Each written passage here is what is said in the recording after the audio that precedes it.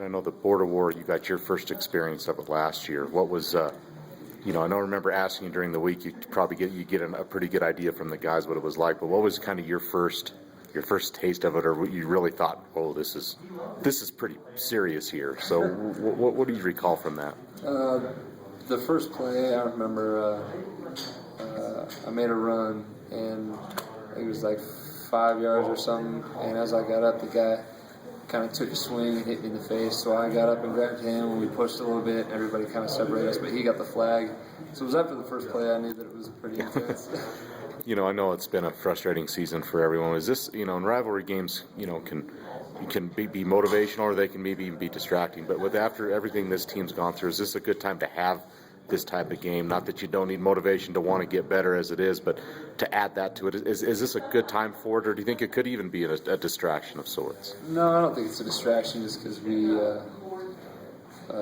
look forward to this game all year. So I think it's just like any other game. We just add a little more emphasis to this one, just because of obviously the intensity of the rivalry and all the hype that goes into it with the state, and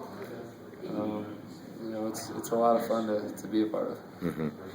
I know for a lot of the seniors, they've never lost to CSU. I think two guys that are fifth-year guys were redshirted when they last lost to CSU. What would that mean? I know you got a lot of football in front of you, but to send those guys out, not just with another win over CSU, but going undefeated against them, because that hasn't been done here in a long time.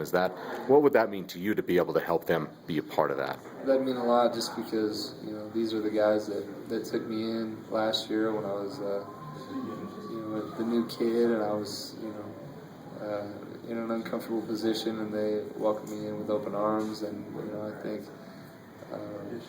in a way helping them get 4 or 5 in a row against our biggest rivalry, or against our biggest rival will be well, I would count that as a way of saying thanks, I guess. Sure.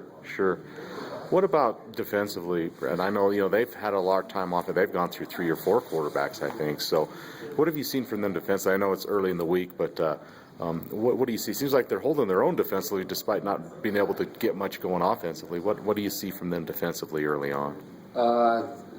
They play a lot of guys. I know 56. He plays a lot of different positions. So. He's a good player, and I see. I think what I've seen is they have good speed, and they rotate a lot of guys through, so they have a lot of guys that are fresh when they go in, and I think that relates to the speed that I see. So, sure.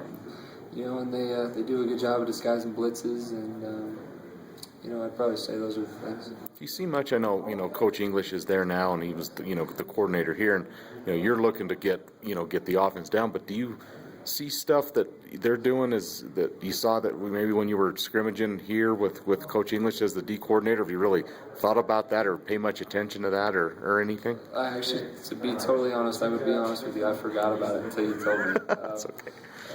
I actually remembered I saw Coach English on TV back home when I was back home in Salem, and Colorado State was playing, I think, Air Force, and they were showing him, and I was like, oh yeah, I forgot he went to CSU. So I actually hadn't thought about it until you just told me, but I'd have to study a little bit more to see if I see any similarities. Right. It's I know he's only been 1 year, but what is to you? What does the border war mean to you right now? A lot. Mm-hmm.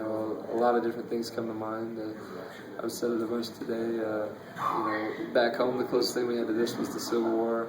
And in elementary school, we'd had Duck Beaver Day, so a lot of people would be either, dress up in beaver outfits or duck outfits. Uh-huh. And, in middle school, there would be fights over, if you were wearing the wrong colors or something. It was like a gang warfare. Wow. I think it was funny. So, things get intense over rivalries like this. So, it definitely means a lot. And there's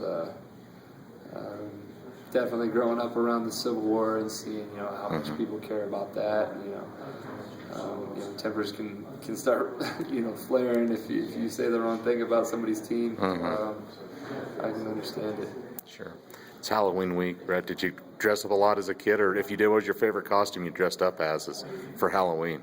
Right. Even like older, if you're still doing it. I mean, there's nothing wrong with that. I almost did, but I almost was Eminem this year. I would have had to bleach my hair, and I was like, that's too far. I'm not going to do that. So, as a kid, probably my favorite was, I remember there was a wrestler, my favorite pro wrestler was, his name was Bill Goldberg. So I bought a suit, and he was like super big. And so it had like, huge abs and pecs, and I used to dress up in that and pretend I was tough. So I'd say that was my favorite one. All right, now your favorite Halloween candy?